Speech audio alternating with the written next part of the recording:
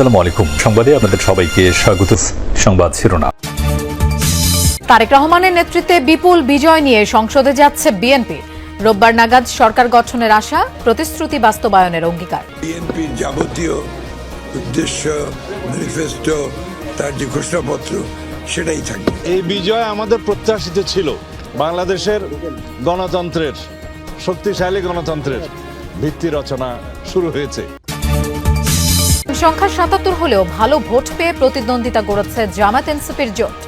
ভালো কাজে সহযোগিতা, মন্দ কাজে বিরোধিতা, মন্তব্য ডাক্তার শফিকুলের। ভালো মন্দ বিষয়ে আমি যদি নির্বাচিত হই আল্লাহ তাআলার ইচ্ছায়, তাহলে আমি তাদের সকলকে সাথে নিয়ে কাজ করব ইনশাআল্লাহ। দীর্ঘদিনের গণতান্ত্রিক যাত্রার পুরস্কার পেয়েছে বিএনপি, মত রাজনৈতিক বিশ্লেষকদের। বিগত আমলে নিপীড়ন নির্যাতনের শিকার জামায়াতও পেয়েছে ভোটারদের সহানুভূতি। দীর্ঘ সময় থেকে তারা বিরোধী দল লড়াই করেছে, তারা মানুষের মনে সেই জায়গাটা করে নিয়েছে। যারা শুধু আওয়ামী লীগের দুঃশাসন দেখেছে, জামাতকে ভিকটিম হতে দেখেছে, তাদের একটা বড় অংশ জামাতের প্রতি সিম্প্যাথেটিক হতে পারে। গণভোটে বিপুল ব্যবধানে হ্যায়ের জয়। নির্বাচিত এমপিদের গেজেট হতে পারে কালই। জনগণের স্বতঃস্ফূর্ত অংশগ্রহণে উড়ে গেছে সব শঙ্কা। জাতি হিসেবে আমাদের মান, সম্মান, ভাবমূর্তি, কর্মসংস্থান হেন কিছু নাই যেটা এই নির্বাচনের সাথে সম্পৃক্ত ছিল না। সুষ্ঠুভাবে নির্বাচন সম্পন্ন হওয়ায় দেশজুড়ে শোকরানা দোয়া। বিভিন্ন স্থানে বিজয়ীদের কর্মী সমর্থকদের অভিনন্দন। বিএনপির বিপুল বিজয়ে যুক্তরাষ্ট্র, চীন, ভারত, পাকিস্তান সহ বিভিন্ন দেশের অভিনন্দন। চেয়ারম্যান তারেক রহমানকে ফোন করে অভিনন্দন নরেন্দ্র মোদীর। জনরায়ে বিপুল বিজয় হয়েছে বিএনপির। চূড়ান্ত ফলে ২১২ আসনের বিশাল জয় পেয়েছে তারেক রহমানের নেতৃত্বাধীন জোট। এখন অপেক্ষা গেজেট প্রকাশ, শপথ গ্রহণ এবং মন্ত্রিসভা গঠনের। মহাসচিব মির্জা ফখরুল ইসলাম আলমগীর বলেছেন, তাদের নিরঙ্কুশ এই বিজয় জনগণের ভালোবাসা। বিজয়ী নেতারা বলছেন, কোনো আসন বা কেন্দ্রে বিএনপি ফলাফল প্রভাবিত করেনি। জুলাই সনদকে রাজনৈতিক সমঝোতার প্রতীক উল্লেখ করে তা পরিপালনের প্রতিশ্রুতিও দিয়েছেন তারা। দেশের মাটি স্পর্শ করেই ইঙ্গিত দিয়েছিলেন তারেক রহমান। ফুরিয়েছে দেশের জন্য কিছু করতে তার বহু বছরের অপেক্ষা। জীবন মৃত্যু সন্ধিক্ষণে থাকা মাকে দেখতে যাওয়ার আগেই শুভেচ্ছা জানান উপস্থিত লাখো জনতাকে। জানিয়ে দেন, টেবিলের কাজ অনেকটাই শেষ করে ফিরেছেন তিনি।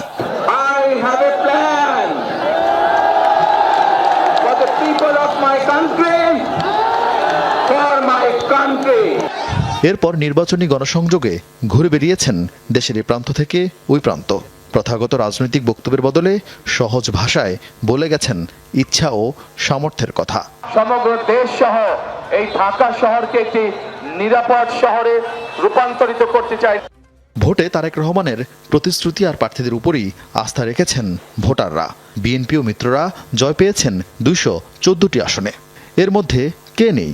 মির্জা ফখরুল ইসলাম আলমগীর, ডক্টর খন্দকার মোশাররফ হোসেন, সালাউদ্দিন আহমদ, মঈন খান, মির্জা আব্বাস অথবা ইশরাক হোসেন, সাইদ আল নোমান, রাজীব আহসানের মতো তরুণরা। এমন বিপুল জয়ের পরও সারা দেশে উৎসবের বদলে আয়োজন সীমিত রাখা হয় দোয়া মাহফিলে। শুক্রবার জুমার নামাজ আদায় শেষে গুলশান কার্যালয়ে বসেন বিএনপি চেয়ারম্যান তারেক রহমান।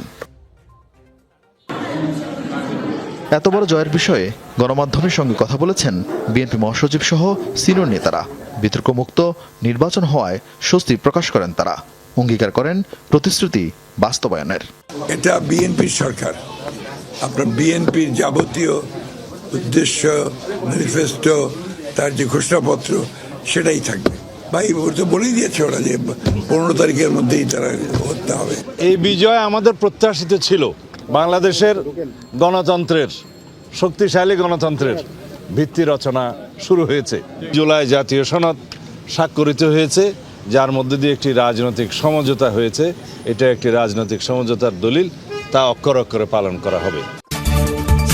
নির্বাচন পরবর্তী প্রতিক্রিয়ায় জামায়াত আমির বলেন, বড় কোনো ঘটনা ছাড়াই নির্বাচন শান্তিপূর্ণ হয়েছে। এই নির্বাচনের ফলাফল যেমনই হোক তা মেনে নিয়ে নতুন রাজনীতির সূচনা করার কথাও বলেন তিনি। নানা শঙ্কা উড়িয়ে 12 ফেব্রুয়ারি দেশ জুড়ে অনুষ্ঠিত হয়ে গেল ত্রয়োদশ জাতীয় সংসদ নির্বাচন, যেখানে দেশের নির্বাচনী ইতিহাসের নতুন উচ্চতায় জামাত ইসলামী সমর্থিত 11 দলীয় জোট। ত্রয়োদশ জাতীয় নির্বাচনে জামাত সমর্থিত জোট ৭৭টি আসনে জয়লাভ করেছে, যেখানে জামাত দাড়িপাল্লা প্রতীকেই পেয়েছে ৬৮টি আসন। এর বাইরে জোটের শরিক দল এনসিপি ৬টি, খেলাফত মজলিস ১টি আসনে জয় পেয়েছে। এবারই প্রথম রাজধানী ঢাকার ৬টি আসন জিতেছে জামাত, যার মধ্যে দলটির আমির ডাক্তার শফিকুর রহমানও রয়েছেন। জিতেছেন জোট শরিক এনসিপির আহ্বায়ক নাহিদ ইসলামও। এরই মধ্যে জামাত আমির ডাক্তার শফিকুর রহমান বলেছেন, এই নির্বাচনের মধ্য দিয়ে দেশে নতুন রাজনীতির সূচনা হবে, যেখানে দল, মত, জাতি ও ধর্ম কোনো ভেদাভেদ থাকবে না। একজনের জয় হলেও আমি মনে করি যে এটা আমাদের সকলের জয়, এবং যারা এই নির্বাচনে অংশগ্রহণ করেছেন অন্তত এই আসনের ভালো মন্দ বিষয়ে আমি যদি নির্বাচিত হই আল্লাহ তাআলার ইচ্ছায়, তাহলে আমি তাদের সকলকে সাথে নিয়ে কাজ করবো ইনশাআল্লাহ। শুধু রাজধানী ঢাকাতেই নয়, আগে যেখানে জামাতের অস্তিত্বই ছিল না তেমন এলাকায়ও নিজেদের অস্তিত্ব জানান দিয়েছে দলটি। নিজেদের মধ্যে বৈঠক করে নির্বাচন সহ দলের আনুষ্ঠানিক রূপরেখা তুলে ধরবে তারা। যত তাড়াতাড়ি সম্ভব বৈঠক শেষ করে আপনাদের সামনে আমরা পেশ করতে পারি, তবে যেহেতু অনেকগুলো বিষয় এখানে আলোচনা হবে, একটু সময় লাগবে, আপনাদের সহযোগিতা আমরা চাই। ২৪-এর গণ অভ্যুত্থানে নেতৃত্ব দেয়ারাই পা রাখতে যাচ্ছেন জাতীয় সংসদে। জাতীয় নাগরিক পার্টি এনসিপির ৬ সদস্য বিজয়ী হয়েছেন ত্রয়োদশ জাতীয় সংসদ নির্বাচনে। সব কেন্দ্রেই অভূতপূর্ব জয় পাওয়া হাসনাত আব্দুল্লাহ যমুনা টেলিভিশনকে বলেছেন, এবারের সংসদ হবে ইনসাফের সংসদ। নোয়াখালীতে জয়ী হান্নান মাসুদ জানিয়েছেন, দলমত নির্বিশেষে সব মানুষের জন্য কাজ করবেন। আর কুড়িগ্রাম ২ আসনে জয়ের মালা পরা আতিকুর রহমান মুজাহিদ বলেছেন, সরকার কোনো দলের নয়, সবার।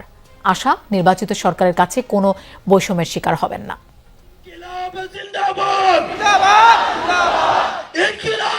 ২৮ ফেব্রুয়ারি গঠিত হয় জুলাইয়ের সম্মুখ সারির নেতাদের রাজনৈতিক দল জাতীয় নাগরিক পার্টি এনসিপি। দল গঠনের প্রায় ১ বছরের মাথায় দলের ৬ সদস্য যাচ্ছেন জাতীয় সংসদে। ত্রয়োদশ জাতীয় সংসদ নির্বাচনে ঢাকা ৮ আসনে নাহিদ ইসলাম, রংপুর ৪-এ আক্তার হোসেন, কুমিল্লা ৪ আসনে হাসনাত আব্দুল্লাহ, নোয়াখালী ৬-এ আব্দুল হান্নান মাসুদ ও কুড়িগ্রাম ২ আসনে আতিকুর রহমান মুজাহিদ এবং নারায়ণগঞ্জ ৪ আসনে জয়ী হয়েছেন আব্দুল্লাল আমিন। যমুনা টেলিভিশনকে কুমিল্লা ৪ আসনে বিপুল ভোটে জয়ী এনসিপি প্রার্থী হাসনাত আব্দুল্লাহ জানান, রাষ্ট্রের সাথে সাংঘর্ষিক যে কোনো সিদ্ধান্তের বিরোধিতা করা হবে গণতান্ত্রিক প্রক্রিয়ায়। সংসদ হবে ইনসাফের। এবারে সংসদ হবে ইনসাফের সংসদ।